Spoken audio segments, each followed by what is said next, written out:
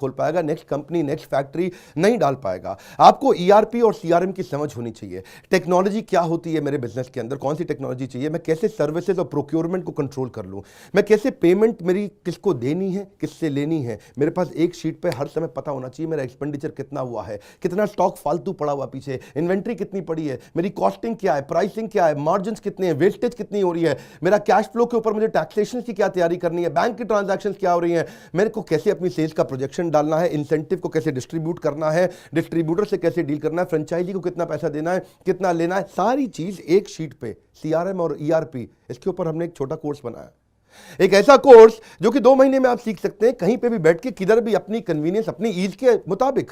अभी तक मैंने आपको 2 कोर्स समझाए थे, एक वर्किंग कैपिटल और एक ईआरपी और सीआरएम। अब एक और है, फाइनेंस फॉर नॉन फाइनेंस। आप में से कई व्यापारी है जिन्होंने चार्टर्ड अकाउंटेंसी नहीं करी है, जो एमबीए नहीं है फाइनेंस के अंदर। और जब आपने एमबीए फाइनेंस पढ़ा ही नहीं, चार्टर्ड अकाउंटेंसी पढ़ी नहीं, तो आपको बेसिक चीजें हैं। देखिए, फाइनेंस के अंदर 3 चीजें आनी जरूरी है। एक है कि आपको पीएनएल अकाउंट समझ में आना चाहिए, आपका प्रॉफिट एंड लॉस अकाउंट क्या है, आप रोज कितना प्रॉफिट कर रहे हैं, पिछले महीने कितना प्रॉफिट किया, एग्जैक्टली आपको नहीं पता होगा। मैं जितने व्यापारियों से मिलता हूं ना, मैं उनसे पूछता हूं एग्जैक्टली पिछले महीने का आना पाई प्रॉफिट मुझको एक लाइन में बता दो कितना था, उनको मालूम नहीं रहता है। दूसरी चीज, बैलेंस शीट समझ में नहीं आती कि बैलेंस शीट बनती कैसे, समझनी कैसे है, उसका मेरी बिजनेस में क्या इंपैक्ट है। और तीसरी चीज, cash flow statement. Profit and loss अलग होता है, कैश फ्लो स्टेटमेंट अलग होता है। कैश फ्लो हो सकता है आपके बुक्स में प्रॉफिट हो लेकिन हाथ में कैश ना हो सकता है आपके हाथ में कैश हो लेकिन बुक्स में प्रॉफिट ना हो। ये दोनों बिल्कुल अलग अलग चीजें हैं। तो आपको profit and loss account, balance sheet और कैश फ्लो स्टेटमेंट, ये तीनों क्या आपको समझनी जरूरी है। अरे हर व्यापारी को समझनी जरूरी है। आपको, आपके लिए हमने इस प्रोग्राम को बनाया जिससे आप अपनी कॉस्ट ऑफ बोरोइंग को समझ सकते हो कि मार्केट से जो पैसा ले रहे हो वो कितने रुपए का पड़ रहा है, उसका बिजनेस पे कितना इंपैक्ट आ रहा है।